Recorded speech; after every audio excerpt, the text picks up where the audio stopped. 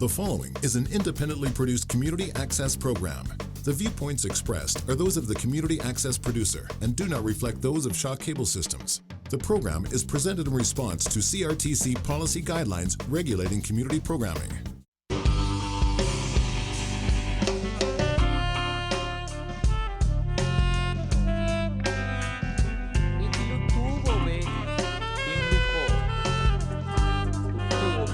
Welcome to City Circus, community created here on Shaw TV. I'm your host, Marty Gold. This is citizen journalism in action, and you have the power.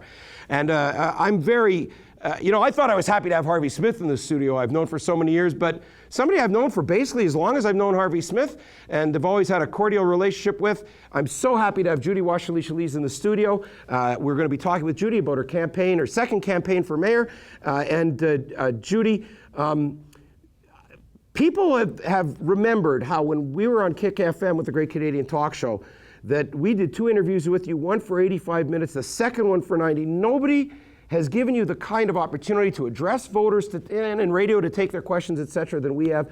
And I view that as part of our role in contributing to the community and contributing to the nature of journalism in this city.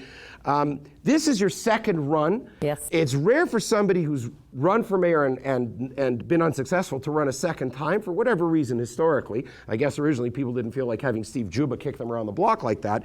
Would you have run if this time if Sam Cates had stood for re-election? I was running regardless of whether Sam Cates was in the race or not. I'm running for the same reasons that called me from federal politics in 2010 to run for mayor, which is a great city that's in trouble, with a crumbling foundation, with a legacy of backroom deals and waste of taxpayers' money. I knew that this city had to change, because I love it. I chose this city, and I had to do my part to make it achieve its greatness. Well, you actually raised an interesting point, because you've been around, and don't take this personally, because I know I did. I know you won't, and I know I don't, but you've been around for so long, people think you're a natural-born North Ender, like I am, but in fact, you moved here from Ontario. I did, and it felt like, when I moved here, it felt like it was home. There are 2 kinds of people who come in Winnipeg, those people who were born here and those people who wish they were born here. Yep. I just, as soon as we moved to the north end of Winnipeg, we felt like we were home. It was the place we wanted to raise our family. Mm-hmm. It gave us a sense of the possibilities of Winnipeg. And all the years since, I've loved every minute of Winnipeg, and I keep falling in love all over again with Winnipeg. But, as you know, all too well, we have some serious problems that are preventing us as Winnipeggers from achieving the greatness that this city can be and ensuring a future for our children. My children were born and raised here. I want them to stay. I'm afraid that unless we can deal with these basic issues of a crumbling infrastructure and an undemocratic process at City Hall, my kid is just going to say, forget it, I'm moving away. And I want to change that. Before I start digging into the issues with you, I just want to ask you a question about the nature of campaigning. Because again, it's changed so much from when your first campaigns would have been in the 1980s. Do you feel the reliance on social media and Twitter in particular, where you've got 140 characters to get a message across or to get an opinion across, do you think that the result has been that it's emphasized style and diminished substance in terms of what's being put across to voters? Well, good question, Marty. When I started in politics a number of years ago, there was no social media. It was on the phone and trying to contact voters door to door. And that's still important. Nothing can take the place of contact directly with voters and consultation and open dialogue. Social media complements that because it allows for other ways to get your message out and to reach people. But it has a downside, and that is because it's so instant and so readily available. People expect instant answers, and the last thing I want to do is make policy on the fly. And I think this election really needs to be about thoughtful, well-researched, substantive policies to deal with some really deep-rooted problems. So that's my whole campaign. It's been focused on doing just that, and it's about coming up with solutions to make a city that works, to fix the city and fix City Hall. You mentioned the word consultation, and I know you followed my work over the past number of years, so you know the public consultation is is a real basic building block that I would have learned from Yoram Mizrahi in the old days, that you have to talk with the people. Now, you've said you want to complete the rapid transit corridor, but you don't support a money bill or a referendum. Why don't you think the people it can be put to them to decide what infrastructure projects are their priority? Well, in this particular case, this is the completion of the Southwest Transit Corridor. Yes. That issue has been before us for many, many years. It's been voted on at City Hall a number of times. It's been studied to death. The present mayor promised to do it and then backed off. So this is a case where a decision was made with a lot of consultation from Winnipeggers who want to see some semblance of rapid transit. And now the question is to finish this piece of this last segment of the transitway that gets us from the University of Winnipeg to the University of Manitoba, and then, you know, if we delay any more, we may never see rapid transit in the city. Get this done. People have been consulted. People feel strongly about it. But when we get to the next phase and the phase after that, going east, going north, going west, make sure that we do a better job of consulting. Make sure that we talk about the cost, make sure that we talk about the routes, make sure that we understand how this is going to work and that we've actually consulted actively with people for their input. But by virtue of supporting the current proposal, aren't you kind of contradicting yourself in that nobody contemplated the dogleg through Parker lands? Many people believe, including some of your opponents, that there's not been adequate study of the environmental impact going through Parker lands on the wetlands, that this benefits developers who are perceived to already have had an in with City Hall, and this has been, I think you'll appreciate that the old school term gerrymandered. How do you reconcile supporting this when so many people feel that they've been snookered both on the route and the cost?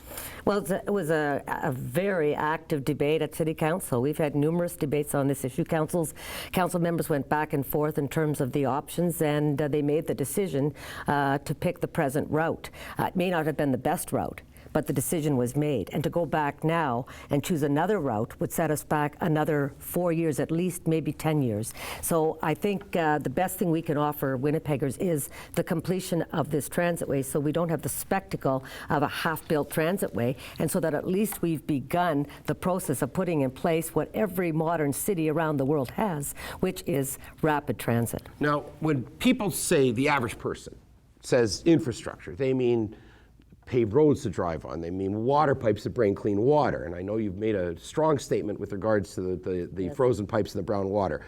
A lot of time politicians use the word infrastructure and it turns into $350 million museums, $20 million for bike paths, multi-million-dollar interpretation centers. Does this give you an understanding of why people don't necessarily trust politicians with their money when push comes to shove? That when they say they want infrastructure, that politicians turn it into so-called legacy projects, for instance, or horse trading with supporters who can donate to their campaigns in big dollars, et cetera?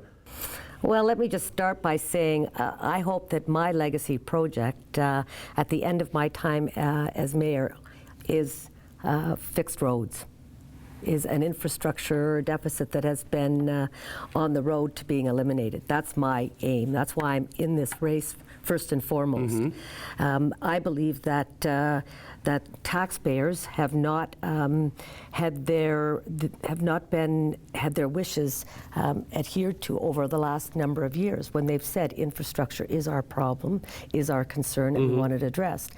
Politicians, in the interests of political expediency, have chosen the route of frozen taxes, which means we take away the leverage possible to actually begin to address this serious infrastructure deficit. Mm-hmm. And all we've done is allowed for a problem to grow and grow to the point where we're about to, unless we deal with this, hand our kids a crumbling city. Mm-hmm. Now, who wants to inherit a crumbling city and a city hall that doesn't have an open, transparent, ethical decision-making process?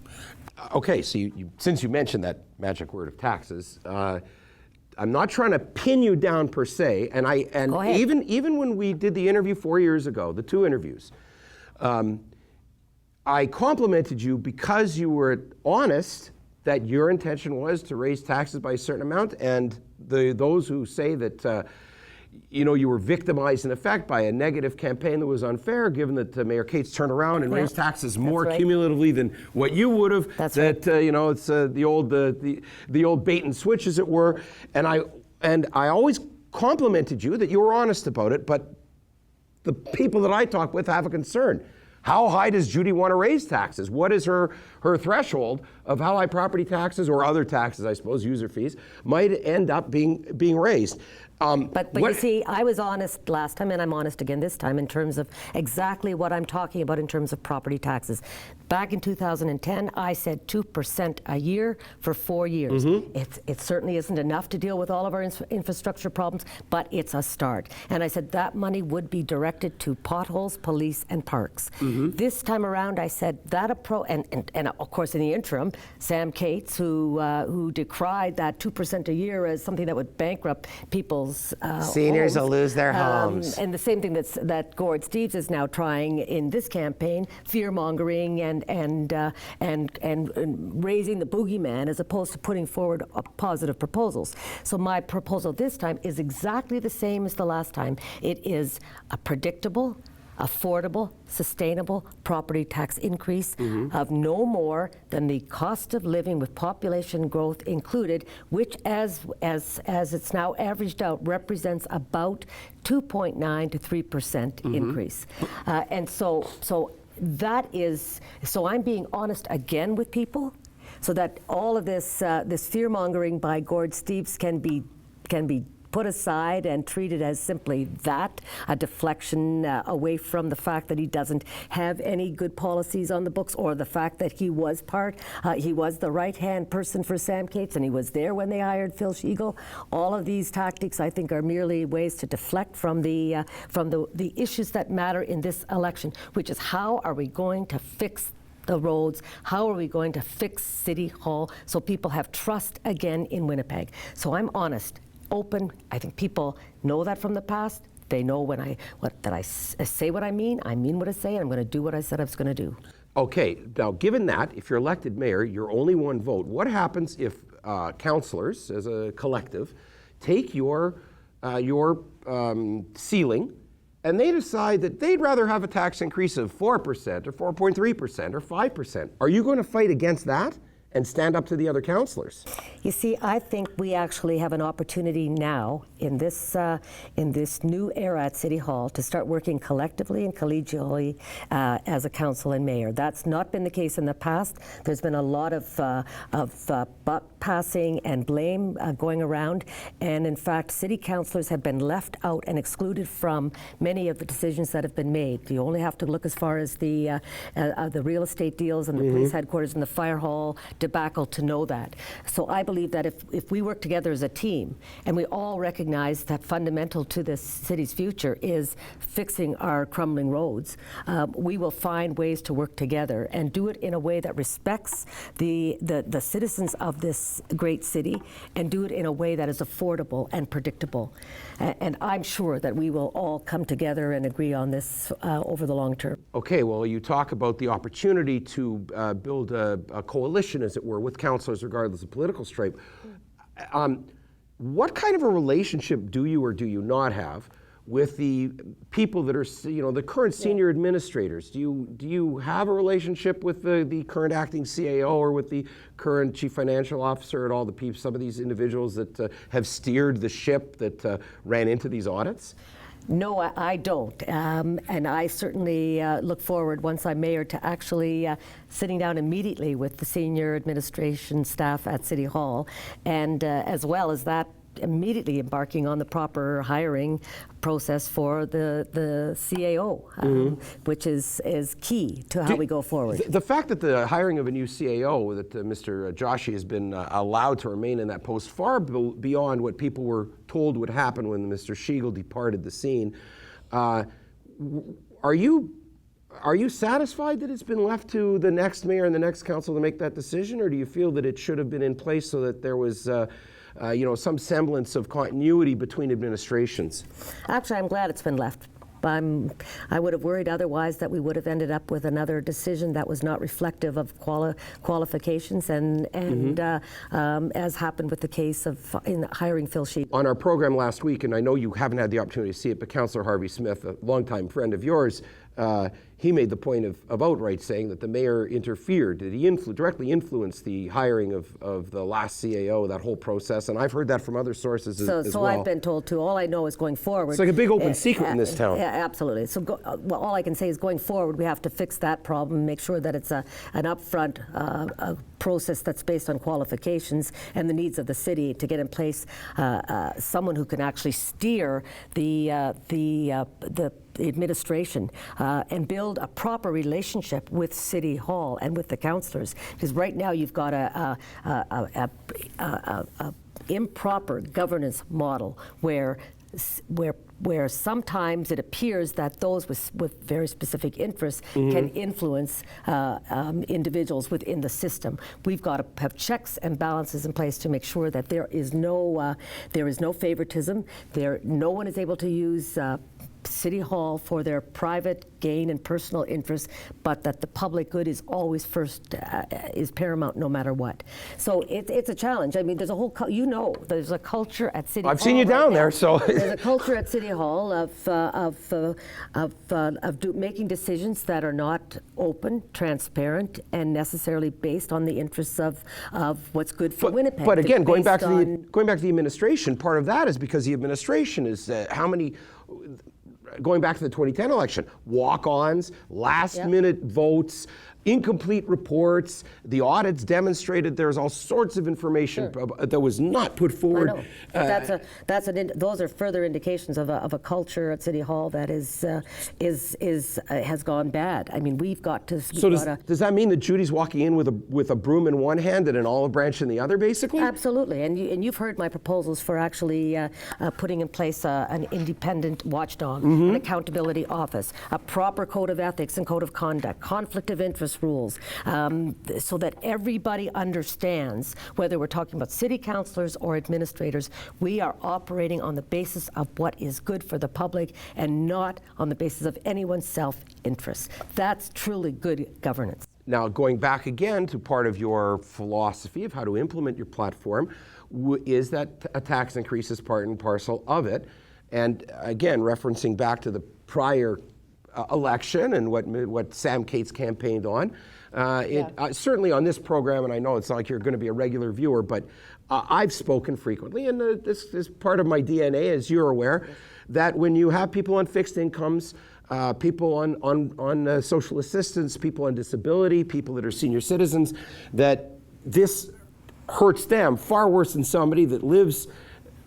Please don't take this personally, anybody. Then somebody lives on Laxdal Boulevard, or somebody that lives, in White Ridge or in Royalwood or something. But let me say, the people on Laxdale Road have every reason to complain. Well, they do because of the frozen pipes. But with the numerous water main breaks they faced in the dead of winter, and the fact that this was a result of a city that had neglected to repair its pipes as they aged, and so we're asking for that kind of crisis to happen all over again, all over Winnipeg, on many fronts, if we don't start to get a handle of our crumbling streets and our old pipes. It's a serious situation. So today, I actually said we're going to have to put some money into preparing for the winter. We expect that the winter conditions may be as bad as last year. It seems to be the norm, not the exception. So we don't know for sure, but let's be ready and prepared for that. So I said, we've got to make sure we've reviewed the snow plowing practices. Are there not better ways we can do this? Because last year it was inadequate and whole streets missed. Deep concerns for Winnipeggers who weren't able to get about doing their day-to-day work and family activities because of our snow clearing inadequacies. Secondly, people faced with frozen pipes. Now, I know that's not a problem that the city created necessarily, or that the city could have prevented, but I do know that the city could have had a much better response in terms of helping people through that difficult situation and putting more resources into equipment that might have helped unfreeze those pipes. But Councillor, wait. Councillor Swandell said that the city did great. You're not saying Justin Swandell was wrong, are you? Absolutely. I think Winnipeggers have said this over and over again. That was a catastrophe. We were not ready to provide Winnipeggers with information about why the pipes were freezing, how long it would take, what they could do as an interim measure. We weren't even providing them with access to water until well into the crisis. People were calling 311 out of desperation, and the poor folks at the other end of the line on 311 they're stranded. Were stranded because the senior administration, along with the mayor and his political team, couldn't get their act together and come up with a coordinated strategy. So, I'm not saying I can fix all of the problems that we face now or in the future, but I do know we got some great folks at City Hall who are prepared to give everything they've got to make this city work. I know that if we work together as a team and we work together respecting one another, we can achieve great things. But we also need some investment towards these problems. So I know you just said some seniors and some others with disabilities or vulnerable people may not be able to afford the kind of minimal tax increase I'm talking about. Well, let me say to you, Marty, and you know this, that those same people can't afford to have these kinds of broken streets and water mains and pipes happen to them, because they can't. They can't function. They can't function, and they're in a worse position than anyone in terms of being able to function. So frozen budgets have led to the fact that we can't respond to frozen pipes. So let's do our bit as citizens. A 3% increase per year is pretty modest. Is there any way you can cut that back, though, Judy, in terms of looking at waste mismanagement in City Hall and try to at least, if not hold the line, actually reel it in from what you're proposing? Well, first of all, you realize that our infrastructure deficit is now about $8 billion. I've heard a number that's up there, yes. So even with this small investment from a property tax increase, we're not even close to addressing the big problems. It's going to take long-term planning and working with other levels of government to have better deals for financing the infrastructure deficit, and that's a common theme among all mayors in this country. But I think Winnipeggers, all Winnipeggers, want to do their part, and they're not prepared to have another decade of frozen taxes for fear of an inability to respond to frozen pipes or big snowfalls. I really do believe that Winnipeggers are so proud of their city and so embarrassed half the time by the state of our infrastructure that they want to see some leadership, and they know it's going to have a bit of a price tag, but as long as they know that their taxpayer dollars are going to the basics, to the bread and butter issues of the city, to the crumbling roads, to the frozen pipes, to the water main breaks, to the lack of services when it snows or freezes. We've got to be there for them. I wasn't expecting to have this opportunity. I'm going to put you on the spot a little bit. Does this mean that the Canadian Museum for Human Rights comes forward asking for another tax break, that you'll stand up against it? I think the museum, that's a done issue. The museum has worked over the years in terms of raising money and working with all levels of government for ways to make this sustainable. We're not going to see the official opening on the 18th, and I'm looking forward to it. And I think actually the museum will contribute to economic growth in the city. We're going to see tourism increasing. We're going to see people really sort of gathering to come to this city because it is but you're committing to be a center for human rights and deal with some of the serious issues we're facing right across this country. But you're committing that you will not support any more tax breaks, and will you chase Ottawa to pay their fair share of the outstanding property taxes? I realize it's not part of a court process, but that's a lot of money that the taxpayers in the Winnipeg 1 school division expected to go to their schools that now is hung up in the air. Yeah, I'm not going to go back over past history. All I can say going forward, the priority is fixing our city and fixing City Hall. And all of my initiatives are designed to provide solutions, well-costed solutions, well-researched alternatives to actually make a city that works. And I know we can do it. It takes leadership. I think I bring to the table something that other candidates don't have, which is, number one, years of experience in provincial and federal politics, where I've learned to work with other levels of government, and I've learned to work across all parties. Secondly, it takes someone who understands community and has been in close collaboration with individuals, with residents, and with community associations, and is prepared to take that spirit of teamwork and collaboration and take it into City Hall and make this city a shining example for all the world to see of just how great we are and what we offer the world. We're running tight on time, so I have two more questions I want to throw at you. You mentioned 311 in the context of your winter plan, and that you'll expect 311 to get better training and that they'll triage calls directly to departments. A lot of people complain that Mayor Cates and other councillors that support him, we're happy to create 311 as a wall to create some deniability and et cetera. Are you going to reform 311, if not eliminate it, so that people don't feel they're getting the runaround and they're getting responses faster than 28 business days and such things? I want to improve 311, not get rid of it. Okay. Which means better training for people on the front lines and better information, so they're not left not knowing how to respond to some of these really urgent situations. So you'll tighten the timelines for responses? Tighten the timelines, but also actually start the process for some triaging of the service, so that in fact we can actually get people to the experts in the department to get a complete and full answer to their issues. So it's going to take some time, but I think it's quite possible. It's what other cities have done. 311 or a similar service in other cities is often triaged, and I think we can do that here. One last question I'm going to bring up because I have the opportunity. It was discussed with Councillor Smith, who is the city's representative on the Taxi Cab Board. Taxi cab service in the city is clearly failing. The city has expanded in terms of population and especially how far-flung some of the neighborhoods are compared to the 1980s and 1990s. Would you support the city taking control of taxi cab regulation and expanding the quotas so there are more taxi cabs on the streets of the city of Winnipeg? It's an interesting thought and an interesting proposal. It's not my priority right now. We have too much on our plate right now in terms of getting this city working again. So first on the list is fixing City Hall so that in fact we've got some accountability and transparency and people know exactly how their money is being spent and assured that it's not being wasted or going towards any one special projects. Secondly, a long-term plan to deal with our infrastructure deficit. That's going to take time and money and planning and resources. Those are my first two priorities.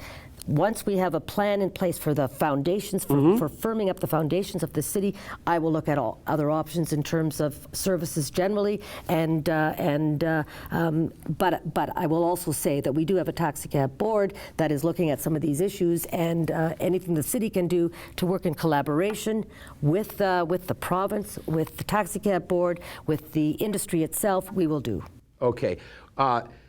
That concludes our time, and it proves that I can talk with Judy Wasylycia-Leis for 90 minutes anytime, but I've only got 30.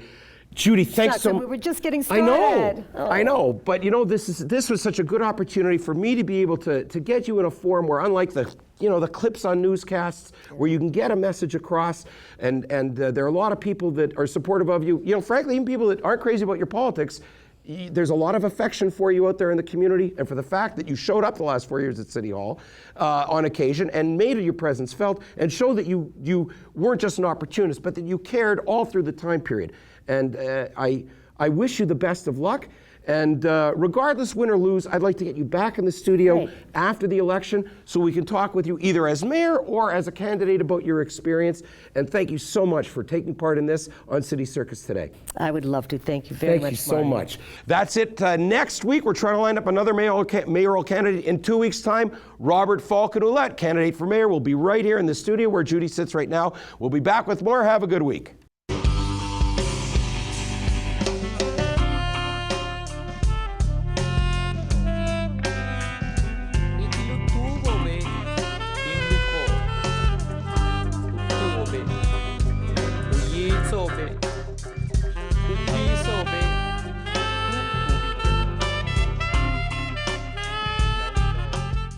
The proceeding was an independently produced community access program. The viewpoints expressed are those of the community access producer and do not reflect those of Shaw Cable Systems.